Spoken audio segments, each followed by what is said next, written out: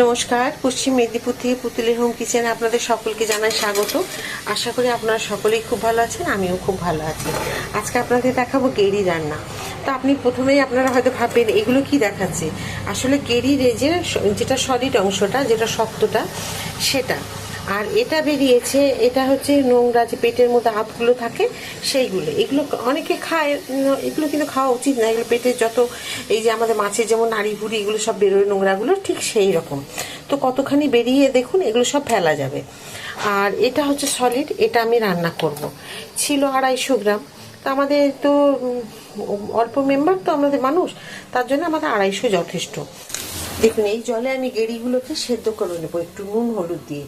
তো প্রথমেই দিয়ে দিলাম আমি 1 চামচ, ছোট চামচের নুন, দিয়ে দিচ্ছি 1/2 চামচ হলুদ। এবার জল থেকে ছেঁকে আমি সমস্ত হাত দিয়ে তুলে নেব, নোংরা জলগুলো যেগুলো আছে ফেলে দেব। আর এখান থেকে একবার ফুটিয়ে নেব। এটা কিন্তু খুব ভালো করে কচকচি ভালো করে ধুতে হবে, কারণ এর ভিতরে যে নোংরাগুলো আছে সব কিন্তু একদম বেশ যেন পরিষ্কার সাদা জল বেরোয়, ঠিক সেই রকম। ফুটিয়ে নুন হলুদ জলে তারপরে কিন্তু আবার ভালো করে ধুতে হবে। তো এটা একটু ফুটে যাক, মোটামুটি আমাদের 5 থেকে 7 মিনিট ফোটাবো। পরিমাণ থাকলে আর একটু বেশি ফোটাতে হবে। গেরি রান্না করতে আমি ছোট চামচে 2 চামচ কালো সর্ষে দিলাম। দেব 1 ইঞ্চি আদা, দেখুন আমি কেটে নিয়েছি। ঝাল আপনাদের ইচ্ছে মতো আপনারা দেবেন, তবে গেরি রান্না একটু ঝাল ঝাল হলে কিন্তু বেশ ভালো লাগে। তো আমি দিয়ে দিচ্ছি 6টা লঙ্কা। জানি না আজকে বাজার থেকে লঙ্কাগুলো নিয়ে আসলো, তো এই ঝাল কীরকম হবে সেটা আমার জানা নেই। একটু যদি দেখি ঝাল কম হয়েছে তাহলে আবার একটু পরে বেটে দিয়ে দেবো, তবে ঝাল হলেই ভালো লাগে তা। আর দেবো হচ্ছে একটা, দেখুন ছোট্ট টমেটো টুকরো করে রেখেছি, সেটা দিয়ে দিলাম। এগুলো এখন মিক্সিতে আমি বেটে নেব। দেখুন কি সুন্দর ফুটে আর একদম হয়ে গেছে। তো নোংরাগুলো বেরিয়ে গেছে, তবে এই নোংরায় কিন্তু নয়, আরও কিন্তু ধুতে হবে, খুব ভালো করে ধুতে হবে। আর নুন দিয়ে দিলে খুব ভালোভাবে, হলুদ দিলে বেশ সুন্দরভাবে কাদা মাটি যা নোংরা আছে সব বেরিয়ে যায়। তো এগুলোকে এখন এবার খুব ভালো করে আমি আবার ঠান্ডা জলে ধুয়ে নেব। দেখুন আমি খুব ভালো করে ধুয়ে নিয়েছি, প্রায় 5-6 বার ধরে। আর এখানে দিয়ে দেবো 1 ঢাকা ভিনিগার। তো কেন দিলাম বলুন তো, এমনিই গেরি একটু শক্ত, তারপরে তো ধরুন এইটাকে হালকা ভাজতে হবে, সে তো দেখাবো আপনাদের পরে। এখন একটুখানি ভিনিগারে ভিজিয়ে রাখলে কি হবে জানেন তো, একটু নরম হবে। বয়স্ক মানুষ যারা আছে তারা হয়তো খাওয়ার ইচ্ছে থাকলেও খেতে পারেন না, তো তারাও খেতে পারবে একটু যদি ভিনিগারে ভিজিয়ে রাখা যায়। তো আমি এখন ভিজিয়ে রেখে দেবো, অন্তত 10 থেকে 15 মিনিট ভেজানো থাক। সাথে যদি সময় থাকে আধ ঘন্টা 1 ঘন্টাও ভেজাতে পারে। তো আমি এখন ভিজিয়ে রেখে দিয়ে বাকি কাজগুলো সব জোগাড়গুলো করে নিই। তারপরে আপনাদের কাছে অন্তত 10-15 মিনিট পর বা 20 মিনিট পর ফিরে এসে আপনাদেরকে রান্নাটা পুরো দেখাবো। 20 মিনিট পর ফিরে এলাম আমি। ভিনিগারে ভিজিয়ে রেখেছিলাম, আপনারা দেখাবো। একটু হালকা নরম হয়েছে, আর একটু বেশি রাখতে পারলে ভালো হতো। এর সাথে গায়ের নোংরাগুলোও বেরিয়ে যায় আরো ভালোভাবে পরিষ্কার হয়ে। এখন পরিমাণ মতো দিয়ে দেবো একটু তেল। তেলটা একটু বেশি দিতে হবে। আমি গেরি রান্নায় দিয়ে দেবো কালো জিরে ফোড়ন। বড় বড় 3খানা পেঁয়াজকে আমি কেটে রেখেছি এইরকম লম্বা লম্বা করে, একদম পাতলা পাতলা করে। খুব একটু ভাজতে হবে, তো তবুও এই সময়তে দিয়ে দেবো আমি একদম পাতলা পাতলা করে আলু কেটে রেখেছি সেইগুলো। দেখুন আলুগুলো আমি কীরকম কেটে রেখেছি, একদম ছোট্ট ছোট্ট ঝিরি ঝিরি করে এভাবে কেটে রেখেছি, যাতে খুব তাড়াতাড়ি এগুলো ভাজা হয়, ভাজার সাথে সাথে সেদ্ধ হয়ে যায়। দিয়ে দেবো আমি একটুখানি নুন, কারণ এই নুনটা দিলে সেদ্ধ হয়ে যাবে আলুগুলো খুব ভালো, পেঁয়াজগুলো নরম হয়ে যাবে, আর ভাজাও তার সাথে হয়ে যাবে। নুন খুব ভালো করে মিশিয়ে দেবো, আর দেখুন ভাজা হয়ে যাচ্ছে। এবার আমি একটা ঢাকা দিয়ে দিলাম।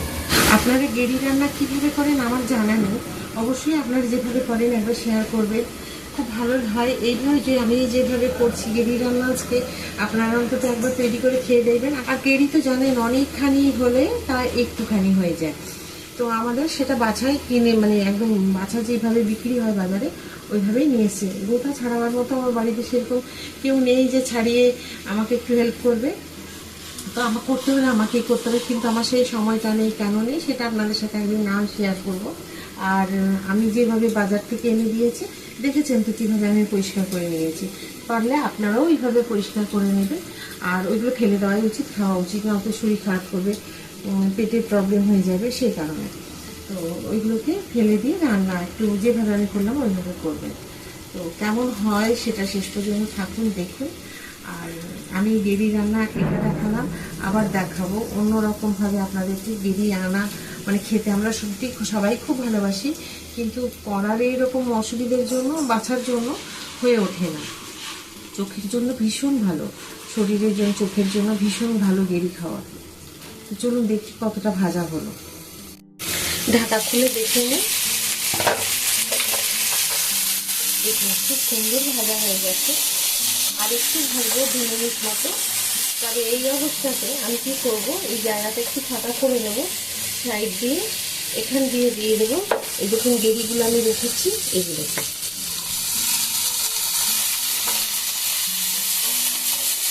এখানে যথেষ্ট তেল দেওয়া আছে, একবার দিয়ে দিয়েছি, পরে লাগলে আপনি যখন দেবেন আবার দেবেন। আবার ঢাকা দিয়ে দিলাম। ঢাকা খুলে দেখে নিই কীরকম হয়েছে। তো দেখুন কি সুন্দর তেলগুলো সাইড থেকে আমি বেরিয়ে এসছে মধ্যখানে। আর গেরি এর থেকে কিন্তু লাল একদম কুরকুরে ভাজবেন না, তাহলে কিন্তু আবার শক্ত হয়ে যাবে। সাইডের আলু পেঁয়াজ সমস্ত ভাজা হয়ে গেছে। আর এই যে মনে হচ্ছে এত, এগুলো কিন্তু সব কমে যাবে।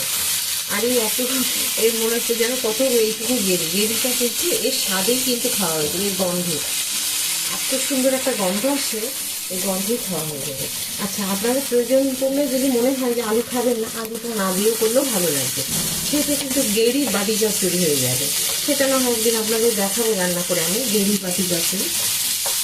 তো এই রান্নাটা একবার অন্তত করে খান, ভালো লাগবে। এইভাবে আমি আরও 2 মিনিট ভেজে নেব। দেখে নিই ঢাকা খুলে, আমি আরও 2 মিনিট পরেই চলে এসেছি। তবে হ্যাঁ, এই রান্নাটা কিন্তু একটু তেলের পরিমাণ একটুখানি দিতে হয়, একটু দিলে ভালো লাগে। কিন্তু গেরি যদি ঝোল করে তাহলে কিন্তু সেটা তেল কম দিয়ে রান্না করাই ভালো। তবে এই গেরিগুলো কিন্তু খুব সুন্দর ছোট ছোট, দেখুন একদম আলুগুলো সেদ্ধ হয়ে গেছে। একদম ছোট ছোট গেরি, একটু এর থেকে বড় পাওয়া যায়, ওগুলো ভালো লাগে, কিন্তু ছোটগুলো বেশ ভালো লাগে খেতে। এখন দিয়ে দেবো, দেখুন যে মশলাটা বেটে রেখেছিলাম, আমি সর্ষে আদা কাঁচা লঙ্কা, ও সরি আমি আরেকটা জিনিস দিতে ভুলে যাচ্ছি, সামনেই রাখা ছিল কিন্তু ভুলে গেছি। তো এই টমেটোটা দেবেন অবশ্যই। এই টমেটোটা দিয়ে আরও একটুখানি মোটামুটি 1 মিনিট মতো ঢেকে দিতে হবে, কারণ এটা আরও একটু আগে দেওয়ার ছিল, আমি ভুলে গেছি। একটাতে ছোট্ট বেটে দিয়েছি আর একটা গোটা দিলাম কেটে।